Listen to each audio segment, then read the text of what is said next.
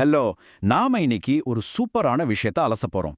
நீங்க ரொம்ப நாளா நான் ரொம்ப ஹெல்த்தியா தான் சாப்பிட்றேன், ஜங்க் ஃபுட் எல்லாம் நிறுத்திட்டேன், ஆனா என் வெயிட் மட்டும் குறையவே மாட்டேங்குதே அப்படின்னு ஃபீல் பண்ணிட்டு இருக்கீங்களா? ஜிம்முக்கு போறீங்க, ஸ்ட்ரிக்டா டயட் இருக்கீங்க, ஆனாலும் வெயிட் லாஸ் ஒரு கட்டத்துல அப்படியே ஸ்டக் ஆகி நிக்குதா? ஏன்னு என்னைக்காவது யோசிச்சிருக்கீங்களா? வாங்க, இன்னைக்கு அதுக்கான உண்மையான காரணத்தை கொஞ்சம் ஆழமா அலசி பார்க்கலாம். உங்கள நீங்களே ஒரு கேள்வி கேட்டுக்கோங்க.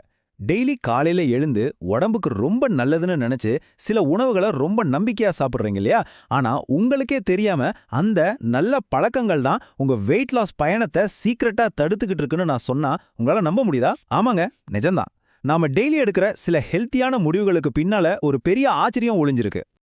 இது கொஞ்சம் ஷாக்கிங்கா கூட இருக்கலாம். என்னன்னா, டயட் சாப்பாடு தொப்பையை அதிகமாக்குமா அப்படிங்கிறது தான். நம்மளோட சோர்சஸ் ரொம்ப தெளிவா ஒரு விஷயத்த சொல்லுது. எதை நாம ரொம்ப நம்பிக்கையா டயட் ஃபுட் அப்படின்னு நினைச்சு அதிகமா சாப்பிடுறோமோ அதுவே நம்ம எடை கூடுறதுக்கு நேரடியான காரணமா இருக்கலாம். அதாவது, நீங்க சாப்பிடுற சாப்பாடு ஹெல்தியா இருக்கலாம், ஆனா அது உங்களை ஒல்லியாக்கும் அப்படிங்கிறதுக்கு எந்த கேரண்டியும் கிடையாது. இது எப்படி நடக்குதுன்னு நம்ம கண்டிப்பா புரிஞ்சுக்கணும். முதல் பகுதி, இயற்கையின் மறைக்கப்பட்ட கலோரி பொறிகள். அளவுக்கு மீறினால் அமிர்தமும் நஞ்சு. நேச்சுரலா கிடைக்கிற முழுமையான உணவுகள் எல்லாமே உடம்புக்கு 100% நல்லதுன்னு நினைக்கிறது தான் நம்ம செய்யற முதல் தப்பு. நட்ஸ் எடுத்துக்கோங்க. பாதாம், முந்திரி, பிஸ்தா, அப்புறம் அவகாடோ. இதெல்லாம் ரொம்ப ஹெல்தி தான், அதுல எந்த டவுட்டும் இல்ல. இதுல இதயத்துக்கு தேவையான நல்ல கொழுப்பு நிறைய இருக்கு.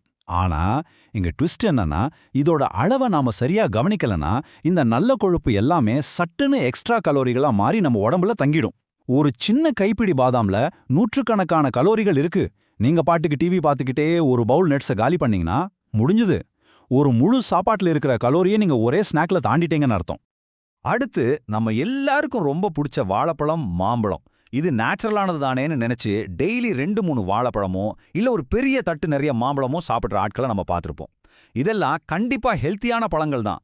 ஆனா இதுக்குள்ள இயற்கையான சர்க்கரையும் கலோரிகளும் ரொம்ப அதிகமா ஒளிஞ்சிருக்கு. நீங்க எவ்வளோ சாப்பிட்றீங்க அப்படிங்கறத பொறுத்து தான் அது உங்க உடம்புக்கு எனர்ஜியை கொடுக்குதா இல்ல உங்க இடுப்பு சுத்தி கொழுப்பா மாறுதான்னு முடிவாகுது. அளவுக்கு அதிகமான இயற்கையான சர்க்கரை கூட உங்க வெயிட் லாஸை கண்டிப்பா தடுக்கும். சக்கரவள்ளி கிழங்கு ரொம்பவே ஒரு சூப்பரான கார்போஹைட்ரேட். ஆனா அதிகமா சாப்பிட்டா அதுவும் வெயிட்டை ஏத்தும். அதே போல தான் பேரிச்சம்பழம், உலர் திராட்சை மாதிரியான ட்ரை ஃப்ரூட்ஸ். இது பார்க்கறதுக்கு ரொம்ப சின்னதா இருக்கிறதால நம்ம கணக்கே இல்லாம நிறைய சாப்பிட்டுடுவோம். சின்னதா இருக்கு இல்ல நேச்சுரலா இருக்கு அப்படிங்கிறதுக்காக அதுல கலோரிகள் இல்லைன்னு அர்த்தம் கிடையாது. ஒரு திராட்சை பழத்துல இருக்கிற தண்ணி எல்லாம் உறிஞ்சப்பட்டு அது காய்ந்த திராட்சையா மாறும்போது அதோட சைஸ் தான் சுருங்குதே தவிர அதுல இருக்கிற சர்க்கரையோ கலோரியோ கொஞ்சம் கூட சுருங்குறதே இல்ல. இரண்டாவது பகுதி, திரவ வடிவ கலோரி வெடிகுண்டுகள், அதாவது குடிக்கக்கூடிய ஆபத்துகள். நாம சாப்பாட்டை நல்லா மென்னு சாப்பிடும்போது வயிறு நிறைஞ்சிடுச்சுன்னு மூளைக்கு ஒரு சிக்னல் போகும்.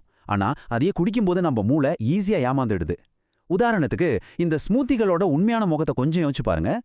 காலையில ஜிம்முக்கு போயிட்டு வந்த உடனே ஒரு பெரிய கிளாஸ்ல வாழைப்பழம், பீனட் பட்டர், பால், அப்புறம் கொஞ்சம் பழங்கள் எல்லாம் சேர்த்து ஸ்மூத்தி அடிச்சு குடிக்கிறது ரொம்ப ஹெல்த்தின்னு நம்ம நம்புறோம்.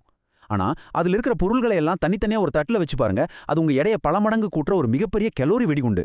அந்த ஒரு கிளாஸ் பானத்துல உங்களுக்கு தெரியாமலேயே கிட்டத்தட்ட 600லேருந்து 800 கலோரிகளை நீங்க ஒரே மூச்சுல குடிக்கிறீங்க. இப்ப நான் சொல்ல போறது பலருக்கும் ஒரு பெரிய ஷாக்கா இருக்கலாம். நான் கூல்ட்ரிங்க்ஸ் எல்லாம் குடிக்கிறதே இல்லையே, ஃப்ரெஷ் ஜூஸ் தானே குடிக்கிறேன் அப்படின்னு நீங்க சொல்லலாம்.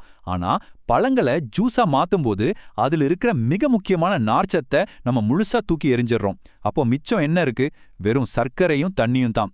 இதை நீங்க குடிக்கும்போது உடம்புல சர்க்கரை அளவு சட்டுன்னு ஏறி அது நேரடியா கொழுப்பா ஸ்டோர் ஆகிறதுக்கு வழிவகுக்குது. பழங்களை எப்பவுமே அப்படியே கடிச்சு சாப்பிட்றது தான் ஆரோக்கியம், ஜூஸா குடிக்கிறது இல்ல. மூன்றாவது பகுதி, போலியான டயட் உணவுகள். பேக்கிங்க பார்த்து ஒருபோதும் ஏமாறாதீர்கள். மார்க்கெட்டிங் உலகத்துல டயட் ஃபுட்னு முத்திரை குத்தப்படுற நிறைய பொருட்கள் நம்மளை எப்படி ஏமாத்துதுன்னு பாருங்க. நாம டெய்லி பிரேக்ஃபாஸ்ட்டுக்கு சாப்பிட்ற ஓட்ஸ், நட்ஸ் எல்லாம் சேர்த்த கிரானோலா, அப்புறம் மியூஸ்லி, இதெல்லாம் சுவையா இருக்கணும் அப்படிங்கிறதுக்காகவே தேன் இல்லனா சுகர் சிரப் கலந்து விற்கிறாங்க. அதே போல கடையில கிடைக்கிற எல்லா பிரவுன் பிரெட்டும் முழு கோதுமையில செஞ்சது கிடையாதுங்க. நிறைய பிரெட்ல அந்த பிரவுன் கலருக்காக கேரமல் கலரை மட்டும்தான் சேர்க்கறாங்க. அப்புறம் இந்த ஃப்ளேவர்ட் யோகர்ட், அதுல புரதம் இருக்கலாம், ஆனா ஒரு ஐஸ்கிரீமுக்கு இணையான சர்க்கரை அதுல மறைஞ்சிருக்கு அப்படிங்கறத மட்டும் மறந்துடாதீங்க. இதே போல டயட் பானங்கள் அப்படின்னு விற்கப்படுற ட்ரிங்க்ஸ்லயும் மறைமுகமான கலோரிகளும் சர்க்கரையும் ரொம்பவே அதிகமா இருக்கு. அடுத்து, நான் ஒயிட் சுகருக்கு பதிலா தேன் தான் யூஸ் பண்றேன் அப்படின்னு நிறைய பேர் பெருமையா சொல்லுவாங்க. தேன் நேச்சுரல் தான், ஆனா உங்க உடம்பு அதையும் சர்க்கரையா தான் பாக்குது. அதுலயும் நிறைய கலோரிகள் இருக்கு. பீனட் பட்டரும் அதே கதை தான். அதுல நல்ல கொழுப்பு இருந்தாலும் ஒரு ஸ்பூன் சாப்பிட ஆரம்பிச்சு ஒரு பாட்டிலே காலி பண்ற அளவுக்கு அதை நம்மள அடிக்ட் ஆக்கி தேவையில்லாத நூற்றுக்கணக்கான கலோரிகளை நம்ம உடம்புல ஏத்திடும். சிம்பிளா சாதாரண ஓட்ஸை எடுத்துக்குவோமே, அது ரொம்ப போர் அடிக்கக்கூடிய ஆனா ரொம்பவே ஒரு ஹெல்த்தியான சாப்பாடு. ஆனா நம்ம அந்த ஓட்ஸ் அப்படியேவா சாப்பிட்றோம்? கண்டிப்பா இல்ல. டேஸ்ட்டுக்காக அதுல கொஞ்சம் சக்கரை, கொஞ்சம் தேன், நிறைய ட்ரை ஃப்ரூட்ஸ், நட்ஸ்னு எல்லாத்தையும் போட்டு நிரப்பும் போது அந்த ஹெல்த்தியான உணவு ஒரே செகண்ட்ல உங்க எடையை கண்டபடி ஏத்துற ஒரு கொழுப்பு உணவா மாறிடுது. அடிப்படையான பொருள் ஹெல்த்தி அப்படிங்கிறதுக்காக நாம எக்ஸ்ட்ராவா சேர்க்கிற விஷயங்கள் அதை கெடுக்காதுன்னு எந்த நிச்சயமும் இல்ல. 4வது பகுதி, பாதுகாப்பாக சாப்பிடுவது எப்படி? டயட் குழப்பங்களிலிருந்து தப்பிப்பது. சரி, இத்தனை பொறிகள் இருக்கே, இதுலேருந்து எப்படி தப்பிக்கிறது? அதுக்காக நம்ம பட்னியாவா கிடக்க முடியும்? நிச்சயமா கிடையாது. உங்க வெயிட் லாஸ் முயற்சியை காப்பாத்த ரொம்ப ரொம்ப சிம்பிளான 2 ஸ்டெப்ஸ் தான் இருக்கு. ஸ்டெப் 1, போர்ஷன் கண்ட்ரோல், அதாவது அளவை கட்டுப்படுத்துறது. ஒரு உணவு எவ்வளோ ஹெல்தியா இருந்தாலும் சரி, அதை எவ்வளவு சாப்பிடுறோம் அப்படிங்கறதுல ரொம்ப ஸ்ட்ரிக்டா இருங்க. சின்ன தட்டு இல்லனா சின்ன பவுல் யூஸ் பண்ணுங்க. ஸ்டெப் 2, கடையில வாங்குற எந்த பொருளா இருந்தாலும் அதுக்கு பின்னாடி இருக்க லேபிள படிக்கிற பழக்கத்தை வளர்த்துக்கோங்க. அதுல எவ்வளவு சக்கரை ஒளிஞ்சிருக்கு, ஒரு சர்விங்க்கு எத்தனை கேலரின்னு நல்லா செக் பண்ணிட்டு அப்புறமா வாங்குங்க. நாம இந்த அலசலோட கடைசி பகுதிக்கு வந்துட்டோம். இப்போ உங்களுக்கான ஒரு டாஸ்க். இதையெல்லாம் கேட்ட பிறகு உடனே உங்க கிச்சனுக்கு போய் செக் பண்ணி பாருங்க.